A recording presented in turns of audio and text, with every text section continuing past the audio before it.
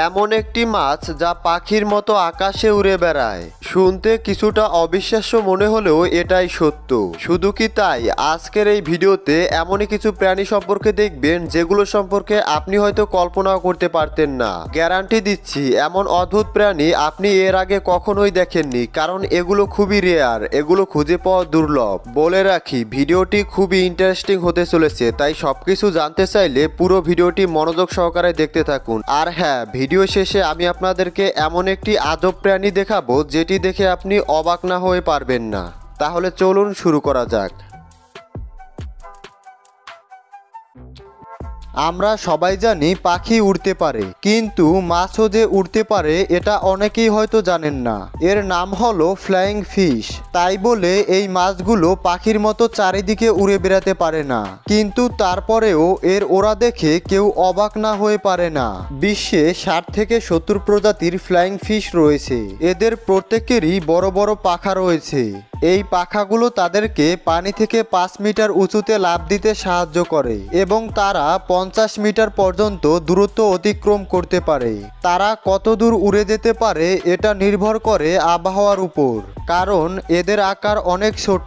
তাই যখন বিপরীত দিকে বাতাস বয় তখন কিছুটা কম দূরত্ব অতিক্রম করতে পারে। এই অবস্থায় তারা 40 মিটার পর্যন্ত যেতে পারে। এখন প্রশ্ন জাগতে পারে, এই মাছগুলো কখন ওড়ে? আসলে এটা হলো এই মাছগুলোর ডিফেন্স মেকানিজম। যখন কোনো শত্রু তাদেরকে আক্রমণ করে তখন তার থেকে বাঁচার জন্য এরা উড়াল দেয় এবং এরা শত্রুকে পিছনে ফেলে দূরে চলে যায়। তবে কখনো কখনো তাদেরকে দ্বিমুখী মোকাবেলাও করতে হয়, যখন নিচে মাছ আক্রমণ করে এবং উপরে শিকারী পাখি ঘুরে বেড়ায়।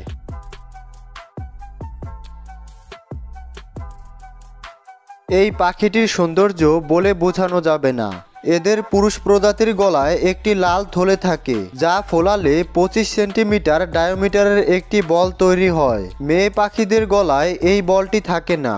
ট্রপিক্যাল এবং সাবট্রপিক্যাল অঞ্চলে এদের বসবাস এবং তারা তাদের বেশিরভাগ সময়টা আকাশেই কাটায়। যদিও তারা সমুদ্র তীরে থাকে, তবে পানকৌড়ির মতো জলে তারা ততটা সুবিধা করতে পারে না। তারা বেশিরভাগ সময় 2 ডানার উপর ভর করে উড়তে থাকে এবং যখন নিচে নামে তখন চেষ্টা করে কোনো গাছের ডালের উপর বসতে।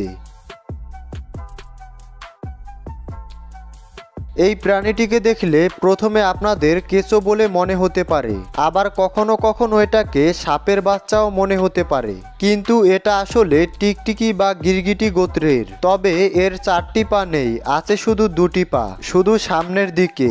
এর নাম মেক্সিকান মৌলিজার্ড। এদেরকে শুধুমাত্র ক্যালিফোর্নিয়া কাজাফেলিনসন অঞ্চলে দেখতে পাওয়া যায়। তাদের জীবনের বেশিরভাগ সময় তারা মাটির নিচেই কাটায় এবং বিজ্ঞানীরা এদের লাইফস্টাইল সম্পর্কে খুব কম জানতে পেরেছে। এরা বালুময় মাটিতে থাকতে পছন্দ করে এবং এরা লম্বায় প্রায় 15 থেকে 20 সেন্টিমিটার পর্যন্ত হয়ে থাকে। পিঁপড়ে এবং এরকম ছোট ছোট প্রাণী হলো এদের খাদ্য।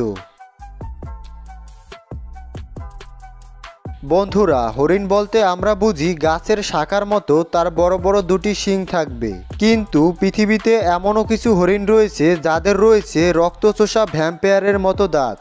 তবে ভয়ের কোনো কারণ নেই, কারণ এরা রক্ত খায় না। মহিলা হরিণদের জন্য যখন এরা অন্য পুরুষ হরিণদের সাথে যুদ্ধ করে তখন তারা এই দাঁতগুলোকে কাজে লাগায়। এদের শিংও থাকে, তবে এটা খুবই ছোট এবং হরিণগুলো আকারে খুবই ছোট ছোট। এদের ওজন 30 থেকে 40 কেজি পর্যন্ত হয়। এদের দেখতে পাওয়া যায় দক্ষিণ চায়নার বনানী পাহাড় অঞ্চলে, যা সমুদ্র পৃষ্ঠ থেকে 4500 মিটার উঁচুতে অবস্থিত। হিংস্র মাছ হিসেবে পিরানহা আমাদের অনেকের কাছেই পরিচিত। তেমনি আরেকটি হিংস্র মাছ হলো টাইগার ফিশ। নামের আগে টাইগার যোগ করা হয়েছে বলেই বোঝা যায় এটি একটি হিংস্র প্রাণী। পিরানহার মতো এটিও আফ্রিকার জঙ্গলে দেখতে পাওয়া যায় এবং এরা পিরানহার চেয়ে কোনো অংশে কম নয়। এরা সাধারণত 105 সেন্টিমিটার লম্বা হয়ে থাকে এবং এদের ওজন 30 কেজি পর্যন্ত হয়ে থাকে। এরা সামনে জীবন্ত যা কিছু পেয়ে থাকে তাদেরকেই এদের ধারালো দাঁত দিয়ে আক্রমণ করে থাকে।